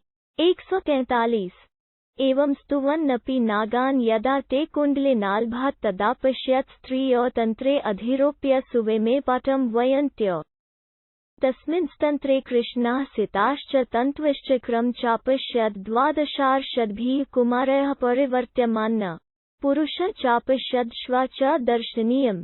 144 स तान् सर्वान् स्तुष्टावेभिमन्त्रवदेव श्लोकः। 145 इस प्रकार नागों की स्तुति करते रहने पर भी जब वे उन दोनों कुंडलों को प्राप्त न कर सके तब उन्हें वहां दो स्त्रियां दिखाई दी जो सुंदर करघे पर रखकर सूत के ताने में वस्त्र बुन रही थीं। उस ताने में उत्तंक मुनि ने काले और सफेद दो प्रकार के सूत और 12 हरों का एक चक्र भी देखा जिसे 6 कुमार घुमा रहे थे। वहीं एक श्रेष्ठ पुरुष भी दिखाई दिए जिनके साथ एक दर्शनीय अश्व भी था। उत्तंक ने इन मंत्र तुल्य श्लोकों द्वारा उनकी स्तुति की। 144-145 त्रीण्यर्पितान्यत्र शतानि मध्ये शिष्टिश्च नित्यं चरति चक्रे चतुर्विंशतिपवियोगे षड्वै कुमाराः परिवर्तयन्ति। 146 यह जो अविनाशी काल चक्र निरंतर चल रहा है इसके भीतर 360 हरे हैं, 24 पर्व हैं और इस चक्र को 6 कुमार घुमा रहे हैं। 146 तंत्रम चेदम विश्वरूपे युवत्यो वयत्सतून सततम वर्तयन्त्यो कृष्णान् सितांश्च विवर्तयन्त्य भूतान्यजस्रं भुवनानि चैव। 147। यह संपूर्ण विश्व जिनका स्वरूप है, ऐसी दो युवतियां सदा काले और सफेद तंतुओं को इधर उधर चलाती हुई इस वासना जाल रूपी वस्त्र को बुन रही हैं, तथा वे ही संपूर्ण भूतों और समस्त भुवनों का निरंतर संचालन करती हैं। 147। वज्रस्य भर्ता भुवनस्य गोप्ता वृत्रस्य हंता नमुचे निहंता। कृष्णे वसानो वसने महात्मा सत्यानृते यो विविनक्ति लोकै। 148। यो वाजिन गर्भम पापुरानं वैश्वानर वहनमभ्युपैति। नमोस्तु तस्मै जगदीश्वराय लोकत्रेशाय पुरंदराय। 149। जो महात्मा वज्र धारण करके तीनों लोकों की रक्षा करते हैं, जिन्होंने वृत्रासुर का वध तथा नमुची दानव का संहार किया है, जो काले रंग के दो वस्त्र पहनते और लोक में सत्य एवं असत्य का विवेचन करते हैं, जल से प्रकट हुए प्राचीन वैश्वानर रूप अश्व को वाहन बनाकर उस पर चढ़ते हैं तथा जो तीनों लोकों के शासक हैं, उन जगदीश्वर पुरंदर को मेरा नमस्कार है। 148-149। ततः स एन पुरुषः प्राह प्रीतोमी ते हमनेन स्तोत्रेण कीर्ते प्रियम करवानीति स तमुवाच। 150। तब वो पुरुष उत्तंक से बोला, मैं तुम्हारे इस स्तोत्र से बहुत प्रसन्न हूँ, कहो तुम्हारा कौन सा प्रिय कार्य करूँ? यह सुनकर उत्तंक ने कहा। 150। नागा में वश्मीयुरिति सचैन पुरुषः पुनरुवाच एतम श्वम्पाने धमस्वेति। 151। सब नाग मेरे अधीन हो जाया। उनके ऐसा कहने पर वो पुरुष पुनः उत्तंक से बोला, इस घोड़े की गुदा में फूंक मारो। 151। सर्वस्रोतो भयः पावकाचिषः सधूमा निष्पेतुः। 152। यह सुनकर उत्तंक ने घोड़े की गुदा में फूंक मारी। फूंकने से घोड़े के शरीर के समस्त छिद्रों से धुएं सहित आग की लपटें निकलने लगी। 152। ताभिनागलोक विषण्णः कुंडले गृहीत्वा सहसा भवना निष्क्रम्योतंकमुवाच। 153। उस समय सारा नागलोक धुएं से भर गया। फिर तो तक्षक घबरा गया और आग की ज्वाला के भय से दुखी हो दोनों कुंडल लिए सहसा घर से निकल आया और उत्तंक से बोला। 153। इमे कुंडले गृह्णातु भवानिति स ते प्रतिजग्राहो तनकः प्रतिगृह्य च। 154। आप ये दोनों कुंडल ग्रहण कीजिए।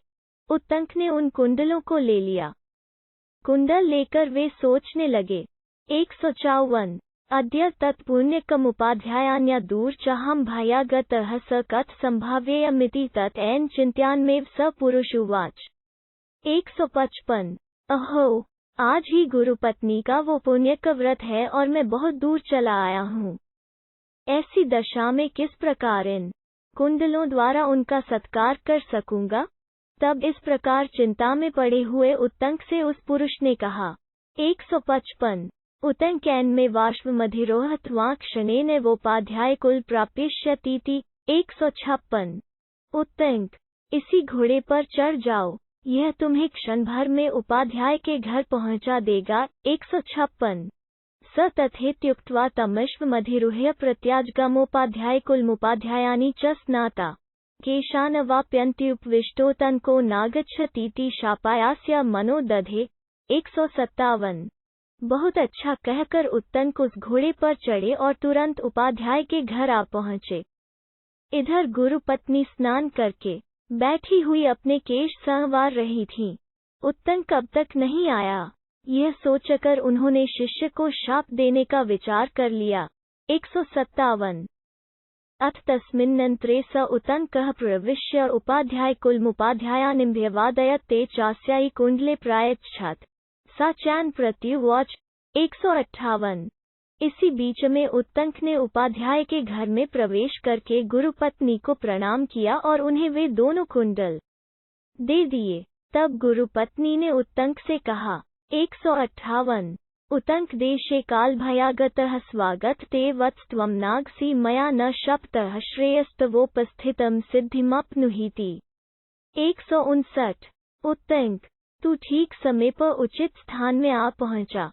वत्स, तेरा स्वागत है। अच्छा हुआ जो बिना अपराध के ही तुझे शाप नहीं दिया।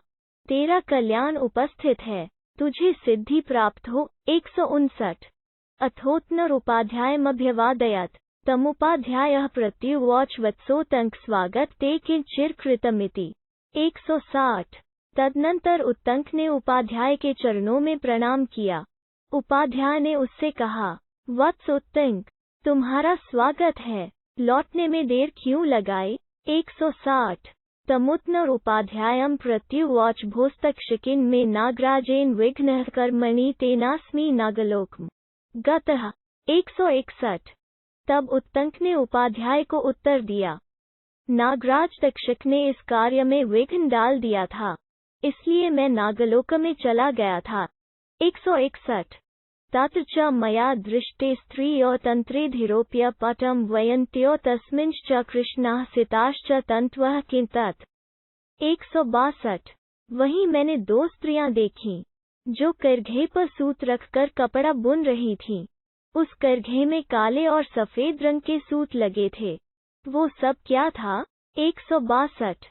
तत्र च मया चक्रम दृष्टम 12 चैन कुमाराः परिवर्तयन्ति तदपि किम्। पुरुषश्चापि मया दृष्टः स चापि कः। अश्वश्चाति प्रमाणो दृष्टः स चापि कः। 163। वहीं मैंने एक चक्र भी देखा, जिसमें 12 अरे थे। 6 कुमार उस चक्र को घुमा रहे थे। वो भी क्या था। वहाँ एक पुरुष भी मेरे देखने में आया था। वो कौन था। तथा एक बहुत बड़ा अश्व भी दिखाई दिया था। वो कौन था। 163। पथि गच्छता च मया ऋषभो दृष्टस्तं च पुरुषोधिरुवतेनास्मि सोपचारमुक्त उतंकास्य ऋषभस्य पुरीश भक्षय उपाध्यायनापि ते भक्षितमिति। 164। इधर से जाते समय मार्ग में मैंने एक बैल देखा, उस पर एक पुरुष सवार था। उस पुरुष ने मुझसे आग्रहपूर्वक कहा, उत्तंक, इस बैल का गोबर खा लो, तुम्हारे उपाध्याय ने भी पहले इसे खाया है। 164। तत्स्य वचनान्मया तदृशस्य पुरीशमुपयुक्तं स चापि क तदर्भावतोपदिष्टमिच्छेयं श्रोतुं कि तदिति स तेनैव मुक्त। उपाध्यायः प्रत्युवाच। 165। तब उस पुरुष के कहने से मैंने उस बैल का गोबर खा लिया। अतः वो बैल और पुरुष कौन थे, मैं आपके मुख से सुनना चाहता हूँ। वो सब क्या था। उत्तंक के इस प्रकार पूछने पर उपाध्याय ने उत्तर दिया। 165। ये ते स्त्रियो धाता विधाता च ये च ते कृष्णाः सितात्मत्वस्ते रात्रयहिनी यद्यपि तच्चक्रम 12 षड्वै कुमाराः परिवर्तयन्ति तेऽपि षड्ऋतवः 12 12 मासाः संवत्सरश्चक्रम। 166। वे जो दोनों स्त्रियां थीं, वे धाता और विधाता हैं, जो काले और सफेद तंतु थे। वे रात और दिन हैं। 12 अरों से युक्त चक्र को जो 6 कुमार घुमा रहे थे, वे 6 ऋतुएं हैं। 12 महीने ही 12 अरे हैं। संवत्सर ही वो चक्र है। 166। यह पुरुषः सपर्जन्यो योश्वः सोग्निया ऋषभस्त्व्यापथि गच्छता दृष्टः स ऐरावतो नागराट। 167। जो पुरुष था, वो पर्जन्य इंद्र है, जो अश्व था वो अग्नि है। इधर से जाते समय मार्ग में तुमने जिस बैल को देखा था, वो नागराज ऐरावत है। 167। यश्चैन मधिरुः पुरुषः स चेन्द्रो यद्यपि ते भक्षितं तस्य ऋषभस्य पुरीशः तदमित तेन खल्वसि तस्मिन् नागभवने न व्यापन्नस्त्वम्। 168। और जो उस पर चढ़ा हुआ पुरुष था, वो इंद्र है। तुमने बैल के जिस गोबर को खाया है, वो अमृत था, इसीलिए तुम नागलोक में जाकर भी मरे नहीं। 168। स ही भगवान इंद्रो मम सखा त्वदनुक्रोशादि मम अनुग्रह कृतान् तस्मात् कुंडले गृहीत्वा पुनरागतोऽसि। 169। वे भगवान इंद्र मेरे सखा हैं, तुम पर कृपा करके ही उन्होंने यह अनुग्रह किया है। यही कारण है कि तुम दोनों कुंडल लेकर फिर यहाँ लौट आए हो। 169। तत्सौम्य गम्यतां नु जाने भवन्तः श्रेयोप्सिसीति। स उपाध्यायनानुज्ञातो भगवान् उत्तंक क्रुधस्तक्षक प्रतिचिकीर्षमाणो हस्तिनपुर प्रस्थे। 170। अतः सौम्य, अब तुम जाओ, मैं तुम्हें जाने की आज्ञा देता हूँ, तुम कल्याण के भागी होोगे। उपाध्याय की आज्ञा पाकर उत्तंक तक्षक के प्रति कुपित हो उससे बदला लेने की इच्छा से हस्तिनापुर की ओर चल दिए। 170। स हस्तिनपुर प्राप्य न चिराद विप्रसत्म समागच्छत राजान्मुत्तंको जन्मेजयम्। 171। हस्तिनापुर में शीघ्र पहुंचकर विप्रवर उत्तंक राजा जन्मेजय से मिले। 171। पुरा तक्षशिला संस्थ निवृत्तं प्राजितम् सम्यग्विजयन् दृष्ट्वा समन्तान् मन्त्रिभिवृतम्। 172। तस्मै जयाशिषः पूर्वं यथा न्यायं प्रयुज्य स उवाचन् वचः काले शब्दसंपन्या गिरा। 173। जन्मेजय पहले तक्षशिला गए थे, वे वहां जाकर पूर्ण विजय पा चुके थे। उत्तंक ने मंत्रियों से घिरे हुए उत्तम विजय से संपन्न राजा जन्मेजय को देखकर पहले उन्हें न्यायपूर्वक जय संबंधी आशीर्वाद दिया। तत्पश्चात उचित समय पर उपयुक्त शब्दों से विभूषित वाणी द्वारा उनसे इस प्रकार कहा। 172-173। उत्तंक उवाच अन्यस्मिन् करणीये तु कार्ये पार्थिव सतम् बाल्यादिवान्यदेव त्वं कुरुषे नृपसतम्। 174। उत्तंक बोले, नृपश्रेष्ठ, जहाँ तुम्हारे लिए करने योग्य दूसरा कार्य उपस्थित हो, वहाँ अज्ञानवश तुम कोई और ही कार्य कर रहे हो। 174। सौतिरुवाच एवमुक्तस्तु विप्रेण स राजा जन्मेजय अर्चयित्वा यथा न्यायं प्रत्युवाच द्विजोत्तमम्। 175। उग्रश्रवाजी कहते हैं, विप्रवर उत्तंक के ऐसा कहने पर राजा जन्मेजय ने उन द्विजश्रेष्ठ का विधि पूर्वक पूजन किया और इस प्रकार कहा।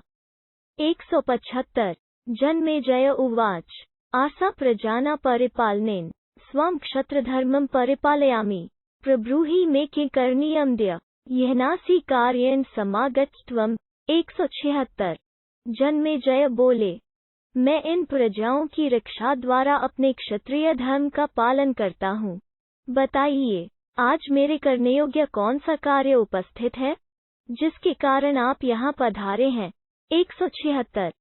सौतिरुवाच स एव मुक्तस्तु नृपोत्तमैन द्विजोत्तमः पुण्यकृतान् वरिष्ठ उवाच राजान् मदीनसत्वम् स्वमेव कार्यं नृपते कुरुष्व।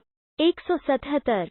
उग्रश्रवाजी कहते हैं, राजाओं में श्रेष्ठ जन्मेजय के इस प्रकार कहने पर पुण्यात्माओं में अग्रगण्य विप्रवर उत्तंक ने उन उदार हृदय वाले नरेश से कहा, महाराज, वो कार्य मेरा नहीं, आपका ही है, आप उसे अवश्य कीजिए। 177।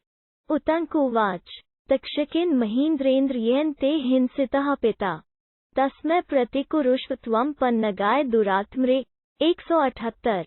इतना कहकर उत्तंक फिर बोले, भूपाल शिरोमणे, नागराज तक्षक ने आपके पिता की हत्या की है, अतः आप उस दुरात्मा सर्प से इसका बदला लीजिए। 178। कार्यकालम ही मन्येह विधि दृष्टस्य कर्मणः तद्गच्छापचिते राजन पितुस्तस्य महात्मनः। 179। मैं समझता हूँ, शत्रुनाशन कार्य की सिद्धि के लिए जो सर्पयज्ञ रूप कर्म शास्त्र में देखा गया है, उसके अनुष्ठान का यह उचित अवसर प्राप्त हुआ है। अतः राजन, अपने महात्मा पिता की मृत्यु का बदला आप अवश्य लें। 179। तेन ह्यन्प्राधि स दष्टो दुष्टांतरात्मना पंचत्वंगमद राजा वज्राहतिव द्रुमः। 180। यद्यपि आपके पिता महाराज परीक्षित ने कोई अपराध नहीं किया था, तो भी उस दुष्टात्मा सर्प ने उन्हें डस लिया और वे वज्र के मारे हुए वृक्ष की भांति तुरंत ही गिरकर काल के गाल में चले गए। 180। बलदर्पसमुसिक्तस्तक्षकः पन्नगाधमः अकार्यं कृतान् पापो पितर तव। 181। सर्पों में अधम तक्षक अपने बल के घमंड से उन्मत्त रहता है। उस पापी ने यह बड़ा भारी अनुचित कर्म किया जो आपके पिता को डस लिया। 181। राजर्षविंश गोप्ता नृप्रतिमन नृपम यासु काश्यप चैव न्यवर्तयत पापकृत। 182। वे महाराज परीक्षित राजर्षियों के वंश की रक्षा करने वाले और देवताओं के समान तेजस्वी थे। काश्यप नामक एक ब्राह्मण आपके पिता की रक्षा करने के लिए उनके पास आना चाहते थे, किंतु उस पापाचारी ने उन्हें लौटा दिया। 182। होतुमर्हसि तम पाप ज्वलिते हव्यवाहने सर्पसित्रे महाराज त्वरितम तद विधीयताम। 183। अतः महाराज, आप सर्पयज्ञ का अनुष्ठान करके उसकी प्रज्वलित अग्नि में उस पापी को होम दीजिए और जल्दी से जल्दी यह कार्य कर डालिए। 183। एवं पितुश्चापचितिं कृतवांस्त्वं भविष्यसि मम प्रियं च सुमहत् कृत राजन भविष्यति। 184। कर्मणः पृथिवीपाल मम येन दुरात्मना विघ्नः कृतो महाराज गुरुवत् चरतोंग। 185। ऐसा करके आप अपने पिता की मृत्यु का बदला चुका सकेंगे एवं मेरा भी अत्यंत प्रिय कार्य संपन्न हो जाएगा। समूची पृथ्वी का पालन करने वाले नरेश, तक्षक बड़ा दुरात्मा है। पापरहित महाराज, मैं गुरुजी के लिए एक कार्य करने जा रहा था जिसमें उस दुष्ट ने बहुत बड़ा विघ्न डाल दिया था। 184-185। सौतिरुवाच अश्रुत्वा तु नृपतिस्तक्षकाय चुकोपः उतंक्वाक्यः विषादीप्तोऽग्निः विषा यथा। 186।